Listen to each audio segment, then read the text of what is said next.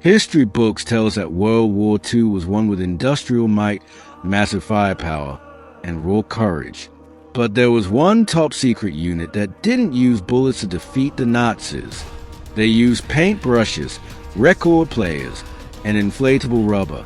For over 50 years, their story was buried in classified archives. They were the 23rd Headquarters Special Troops, a collection of artists, sound engineers, and actors who were dropped onto the front lines with one mission: to be the most convincing liars on earth. Today, we're going behind the curtain of the Ghost Army to see how a group of art students saved tens of thousands of lives by simply making the enemy see things that weren't there. 1. The most dangerous secret in the U.S. Army. June 1944. The shores of Normandy are bloodbath.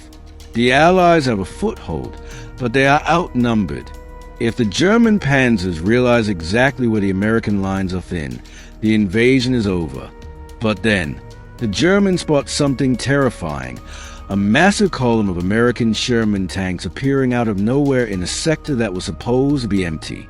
The German commanders panic. They divert their elite divisions to meet this new threat. But as the Germans move in, they don't find a battle. They find nothing, because those tanks didn't weigh 30 tons. They weighed 90 pounds, and they were filled with air. 2. Recruiting the artist soldiers. The Ghost Army wasn't made of career soldiers. It was a unit of 1,100 men recruited from art schools, advertising agencies, and theaters.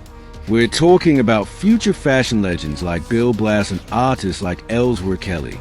The Pentagon realized that to trick the greatest military minds in Europe, they didn't need more firepower. They needed illusion. They created a traveling roadshow of deception consisting of 4 main arms.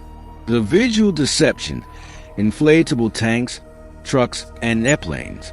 The sonic deception: massive speakers that could play the sound of an army from 15 miles away. The radio deception: actors mimicking Morse code operators to create ghost networks. And the atmosphere: soldiers wearing fake patches and driving through towns to spread rumors. 3. The 90-pound Sherman tank. Imagine being a German scout through binoculars. You see a field full of Shermans. You see the tracks in the mud. You see the soldiers working on the engines. In reality, these were pneumatic dummies. They could be inflated in 20 minutes with a compressor. From a distance, they were indistinguishable from the real thing. But they had one major flaw. If a strong wind blew, a 30-ton tank might suddenly bounce across a field like a beach ball. To fix this, the Ghost Army artists would stay up all night painting fake shadows under the tanks and using real bulldozers to create track marks in the dirt so German aerial reconnaissance would see proof of heavy movement. 4. The sound of war. This was perhaps the most high-tech part of the unit. The Army worked with Bell Labs to record the sounds of tanks, bridge building, and troop movements on massive wire recorders, the ancestors of tape recorders.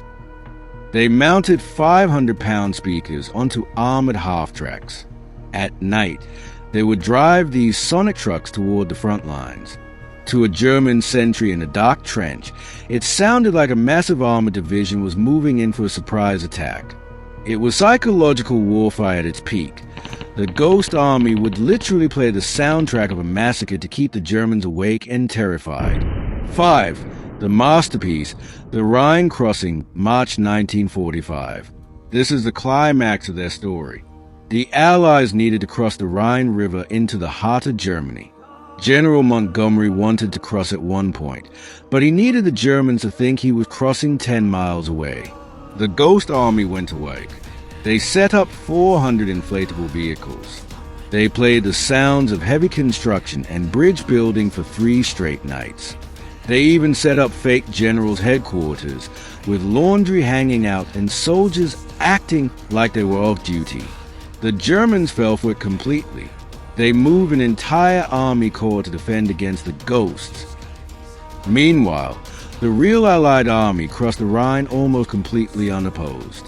Military historians estimate this single trick saved 15,000 to 30,000 American lives. 6. the 50-year silence. For 5 decades, the men of the Ghost Army went home and lived ordinary lives.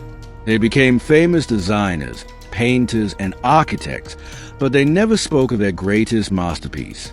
When their families asked what they did in the war, they simply said, "We blew up some tanks," letting people assume they meant with shells, not with air. They didn't want medals, they just wanted the war to end. They proved that while war is often defined by how much you can destroy, it can also be defined by how much you can protect. In the end, the Ghost Army's greatest trick wasn't making the Germans see an army. It was making sure thousands of real American soldiers lived to see their homes again.